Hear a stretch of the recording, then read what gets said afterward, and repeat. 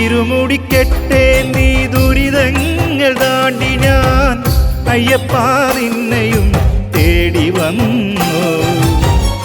ഇരുമുടിക്കെട്ടേന്തി ദുരിതങ്ങൾ താണ്ടി ഞാൻ അയ്യപ്പാ നിന്നെയും തേടി വന്നു. ഇതുവരെ അറിയാത്തോരനുഭൂതിയിൽ മുങ്ങി, ഇതുവരെ അറിയാത്തോരനുഭൂതിയിൽ